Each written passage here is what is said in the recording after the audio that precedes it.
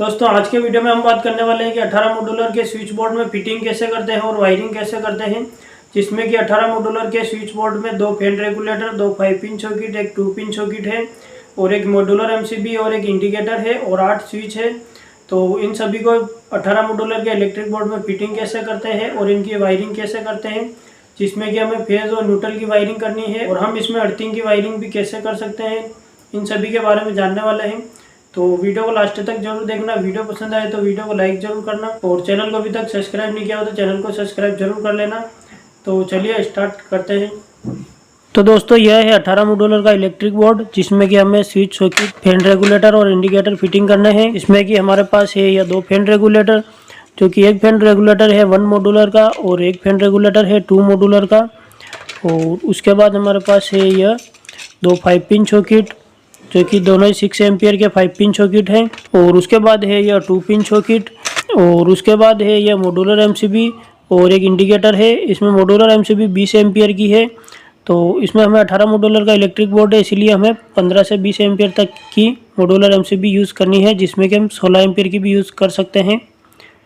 यदि 12 मॉड्यूलर का electric board है तो उसमें हम 10 एम्पियर की भी एमसीबी यूज़ कर सकते हैं और अधिक लोड है तो हमें 16 एम्पियर की एमसीबी यूज़ करनी है। और उसके बाद है हमारे पास ये 8 स्विच, जो कि हमें इनमें फिटिंग करने हैं। और इन स्विच के बैक साइड में इस तरह से 3 टर्मिनल टाइप दिख रहे हैं, 3 होल टाइप दिख रहे हैं, जिसमें कि 2 ही टर्मिनल है, एक इस साइड है और एक बीच की साइड है, नीचे वाला टर्मिनल नहीं है। तो अब हम इनको फिटिंग कर लेते हैं। तो इसमें हम सबसे पहले फिटिंग कर लेते हैं मॉड्यूलर एमसीबी को, जो कि मॉड्यूलर एमसीबी हमें साइड में ही फिटिंग करनी होती है। तो इसमें हमने एक साइड में फिटिंग कर लेते हैं।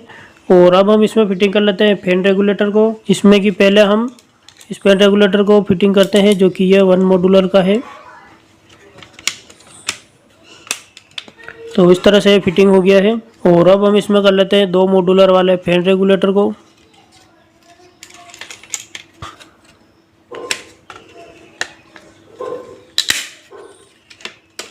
जो कि इस तरह से कंप्लीटली फिटिंग हो चुके हैं। और अब हम इनके बीच में लगा लेते हैं 2 स्विच, जो कि दोनों ही फैन रेगुलेटर के लिए रहेंगे।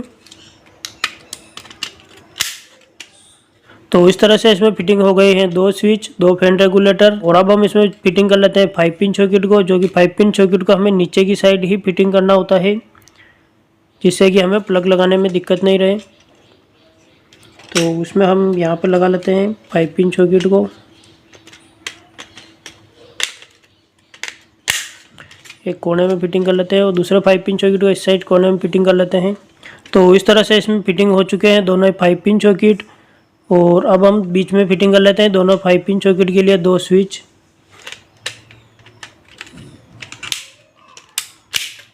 तो इस तरह से 18 मॉड्यूलर के बोर्ड में 2 5 पिन सॉकेट, दोनों 5 पिन सॉकेट के लिए 2 स्विच फिटिंग हो चुके हैं कम्प्लीटली। और अब हमें इसमें 2 पिन सॉकेट, इंडिकेटर और स्विच फिटिंग करना है, जिसमें कि यह है हमारे पास 2 पिन सॉकेट, जो कि 2 पिन सॉकेट को हम एक साइड में फिटिंग कर लेते हैं, इस साइड में भी कर सकते हैं, इस साइड में भी कर सकते हैं। तो हम इस साइड फिटिंग कर लेते हैं। तो इस तरह से लग गया है। उसके बाद हमें इंडिकेटर को फिटिंग करना है, जो हम इस दूसरे साइड कोने में फिटिंग कर लेते हैं। तो इस तरह से ये कम्प्लीटली फिटिंग हो चुके हैं। और अब हम इसमें 4 स्विच फिटिंग कर लेते हैं। तो दोस्तों इस तरह से इसमें चारों स्विच फिटिंग हो चुके हैं कम्प्लीटली। तो इस तरह से हमारे 18 मॉड्यूलर के इलेक्ट्रिक बोर्ड में switch, socket, indicator, modular MCB, fan regulator, 2 pin socket, ये सभी फिटिंग हो चुके हैं कम्प्लीटली। और बैक साइड से यह इस तरह का है। तो अब हम इसमें वायरिंग कर लेते हैं, जो कि हमें वायरिंग करनी है फेज, न्यूट्रल और अर्थिंग की, जो कि हमें इसमें पहले फेज की वायरिंग करनी है। तो पहले हम फेज की वायरिंग इसमें सभी स्विचों के नीचे वाला टर्मिनल से वायर कनेक्ट करना है। तो हम इसमें वायर कनेक्ट कर लेते हैं और इंडिकेटर के एक टर्मिनल से कनेक्ट करना है, किसी भी एक टर्मिनल से कनेक्ट कर सकते हैं। और मॉड्यूलर एमसीबी के ऊपर वाले टर्मिनल से हमें कनेक्ट करना है, जो कि लोड साइड टर्मिनल है। तो हम इसमें वायर कनेक्ट कर लेते हैं। तो हम इसमें इस तरह से वायर को छील के निकाल लेते हैं और इसे हम इन दोनों स्विच के नीचे वाला टर्मिनल से इस तरह से कनेक्ट कर लेते हैं।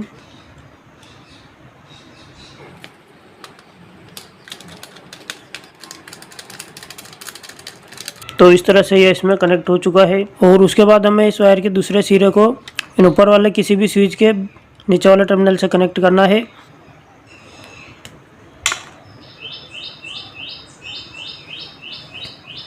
तो इस तरह से हमें छील लेना है और घुमाकर इसमें वायर को फिक्स कर लेंगे, जिससे कि इसमें यह बिखरे हुए वायर एडजस्ट हो जाएंगे इस तरह से। तो इस तरह से ये वायर इन चारों स्विच के नीचे वाले टर्मिनल से हमें इस तरह से कनेक्ट कर लेते हैं, सभी स्क्रू को लूज़ करके। तो मैं यहाँ पर इस वायर को कनेक्ट कर लेता हूँ। तो इस तरह से इसमें मैंने चारों स्विच के नीचे वाले टर्मिनल से वायर कनेक्ट कर दिया है। और नीचे वाले दोनों स्विच के वायर के दूसरा सिरा है, जिसे कि हम इस स्विच से कनेक्ट कर लेते हैं इस तरह से इसमें। तो इस तरह से इसमें कनेक्ट हो चुका है। इसमें हमें सभी कनेक्शन को टाइट कनेक्शन ही करना है, सभी स्क्रू को टाइट करना है, किसी भी स्क्रू को लूज़ नहीं रखना है। यदि लूज़ रहेंगे तो फिर इनमें स्पार्किंग होगी। और इस वायर के दूसरे सिरे को हमें इन दोनों स्विच के नीचे वाले टर्मिनल से कनेक्ट करना है। तो हम इसमें कनेक्ट कर लेते हैं। वायर को नाप कर छील लेना है। तो हम इसमें वायर को नाप कर छील लेते हैं और उसके बाद इसमें कनेक्ट कर लेते हैं। तो इसमें हमें इतना वायर को छील लेना है। उसके बाद इसमें बिखरे हुए वायर को एडजस्ट कर लेना है। उसके बाद हम इसमें कनेक्ट कर लेते हैं वायर को। तो इस तरह से इसमें वायर लगा देना है और उसके बाद इन दोनों स्क्रू को हमें टाइट कर देना है। तो ये दोनों स्क्रू टाइट हो चुके हैं। तो इस तरह से इसमें सभी स्विच के नीचे वाले टर्मिनल से फेस का वायर कनेक्ट हो चुका है। और अब हमें इसमें फेस का वायर एक इंडिकेटर के एक टर्मिनल से कनेक्ट करना है। तो हम इसमें इंडिकेटर के ऊपर वाला टर्मिनल से कनेक्ट कर लेते हैं, जो कि हम इस स्विच से यहाँ तक कनेक्ट कर लेते हैं वायर को। और इस वायर के दूसरे सिरे को हम इंडिकेटर के टॉप वाले टर्मिनल से कनेक्ट कर लेते हैं, ऊपर वाले टर्मिनल से। तो इस तरह से इसमें कनेक्ट हो चुका है। और अब हमें इसमें सभी स्विच में मॉड्यूलर एमसीबी से वायर कनेक्ट करना है, जो कि हम मॉड्यूलर एमसीबी के ऊपर वाले टर्मिनल से कनेक्ट कर लेते हैं, जिसमें कि हम एमसीबी के ऊपर वाले टर्मिनल से इस स्विच के नीचे वाले टर्मिनल से वायर कनेक्ट करते हैं, जिससे कि इन सभी स्विचों से वायर कनेक्ट हो जाएगा। तो इस तरह से हमें एक वायर का टुकड़ा नाप कर काट लेना है। और इस टुकड़े के एक सिरे को हमें एमसीबी के ऊपर वाले टर्मिनल से कनेक्ट कर लेना है, जो कि हम इसमें कनेक्ट कर लेते हैं।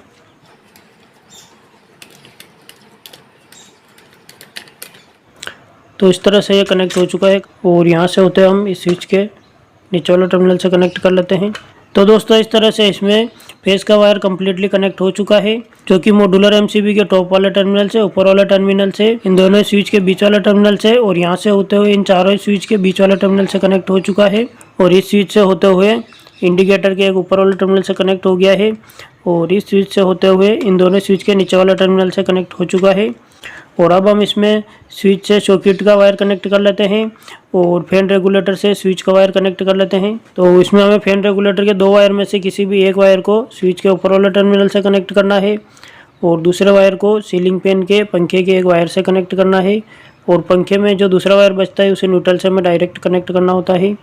तो मैं इसमें इस वायर को स्विच से यहाँ से कनेक्ट कर लेता हूँ इस तरह से। तो इस तरह से इसमें कनेक्ट हो चुका है। और इस फैन रेगुलेटर के भी हम इस वायर को स्विच के ऊपर वाले टर्मिनल से इस तरह से कनेक्ट कर लेते हैं हम इसमें यहाँ से होते हुए।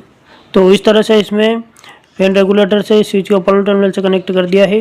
और अब हम इसमें स्विच से सॉकेट का वायर कनेक्ट कर लेते हैं, जो कि इस स्विच के ऊपर वाले टर्मिनल से हम इस सॉकेट के किसी भी टर्मिनल में वायर कनेक्ट कर सकते हैं। तो हम इसमें ऊपर वाले टर्मिनल से वायर कनेक्ट कर लेते हैं। तो इस तरह से इसमें स्विच से सॉकेट का वायर कनेक्ट हो चुका है। और सॉकेट में हमें दूसरे टर्मिनल पे न्यूट्रल का वायर कनेक्ट करना है। और अब हम इसमें इन दोनों स्विच से सॉकेट का वायर कनेक्ट कर लेते हैं, जो कि हमें इस स्विच से सॉकेट के एल टर्मिनल से वायर कनेक्ट करना है। और इस स्विच से भी इस सॉकेट तक हमें सॉकेट के एल साइड टर्मिनल में वायर कनेक्ट करना है। जहाँ पर एल निशान लिखा हुआ था है, यहाँ पर अभी एल लिखा हुआ है। तो यह जो टर्मिनल है यह लाइन टर्मिनल है।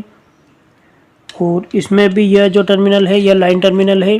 जब हम सामने से देखते हैं तो राइट साइड में जो टर्मिनल होता है वह लाइन का टर्मिनल होता है। तो इसमें यह लाइन का टर्मिनल है और इसमें यह लाइन का टर्मिनल है। तो हम इन दोनों स्विच से इन दोनों सॉकेट के एल साइड टर्मिनल में वायर कनेक्ट कर लेते हैं। तो दोस्तों इस तरह से इनमें दोनों स्विच से सॉकेट का वायर कनेक्ट हो चुका है। तो इस तरह से इसमें स्विच से फैन रेगुलेटर का वायर कम्प्लीटली कनेक्ट हो चुका है और स्विच से सॉकेट का वायर भी कम्प्लीटली कनेक्ट हो चुका है। और अब हमें इसमें न्यूट्रल का वायर कनेक्ट करना है, जो कि न्यूट्रल का वायर हमें एक 2 पिन सॉकेट से कनेक्ट करना है, एक इंडिकेटर से कनेक्ट करना है और दोनों 5 पिन सॉकेट से कनेक्ट करना है। तो हम इसमें कनेक्ट कर लेते हैं। तो हम इसमें न्यूट्रल का वायर इन दोनों सॉकेट के आपस में वायर कनेक्ट कर लेते हैं। इस वायर के एक सिरे को हमें 5 पिन सॉकेट के इस टर्मिनल से कनेक्ट कर लेना है। और उसके बाद हम इस वायर के दूसरे सिरे को 5 पिन सॉकेट के इस टर्मिनल से कनेक्ट करना है। और न्यूट्रल का वायर हमें 2 पिन सॉकेट तक भी कनेक्ट करना है। तो हम इसमें एक वायर और जोड़ लेते हैं।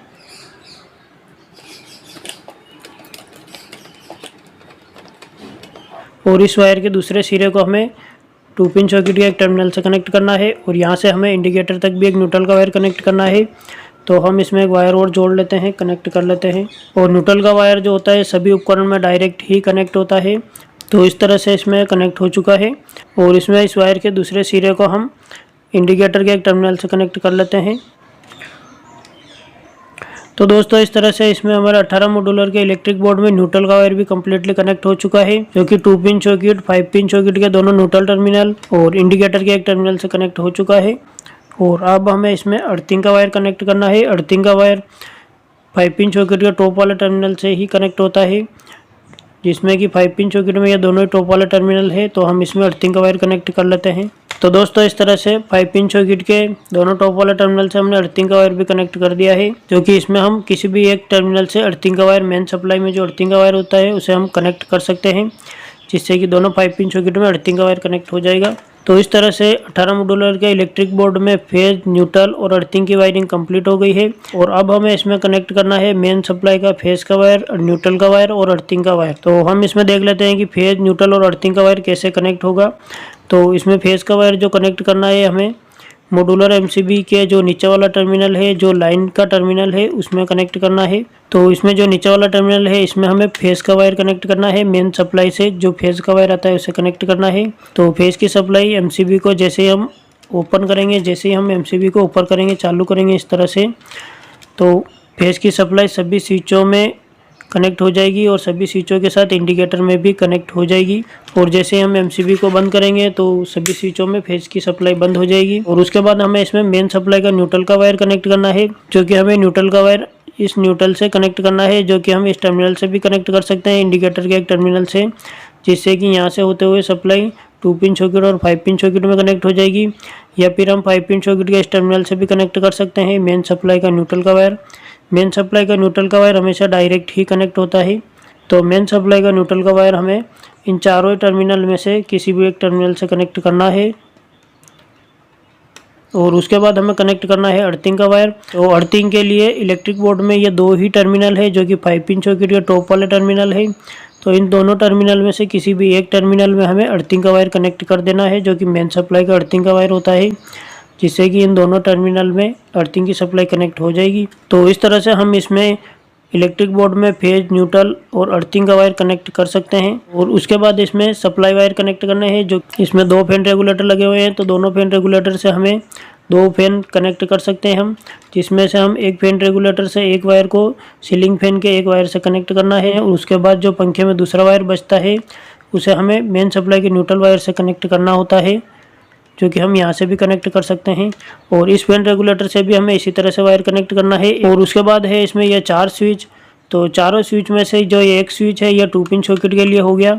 तो हम इस स्विच से 2 पिन सॉकेट को ऑन ऑफ कर सकते हैं, जिससे कि फेज की सप्लाई स्विच से ऑन ऑफ होगी और न्यूट्रल की सप्लाई डायरेक्ट ही कनेक्ट रहेगी।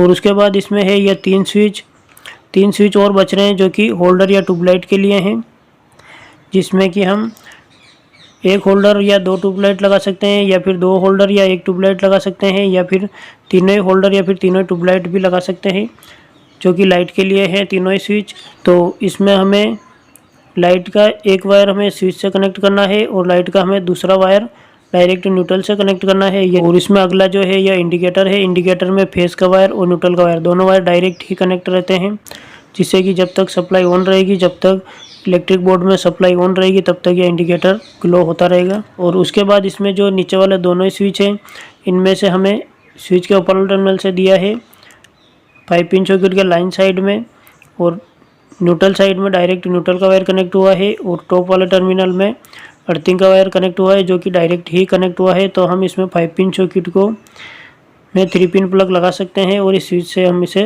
ऑन ऑफ कर सकते हैं। और इस 5 पिन सॉकेट में भी हम इसी तरह से इसे यूज़ कर सकते हैं। तो दोस्तों इस तरह से आप खुद भी 18 मॉड्यूलर के इलेक्ट्रिक बोर्ड की वायरिंग कर सकते हैं, फिटिंग कर सकते हैं। और यदि इसमें भी कोई डाउट हो या इससे रिलेटेड और भी कुछ पूछना हो, या फिर आपको इलेक्ट्रिकल से संबंधित या हाउस वायरिंग से संबंधित और भी कुछ पूछना हो, तो आप मुझे कमेंट करके ज़रूर पूछ सकते हैं।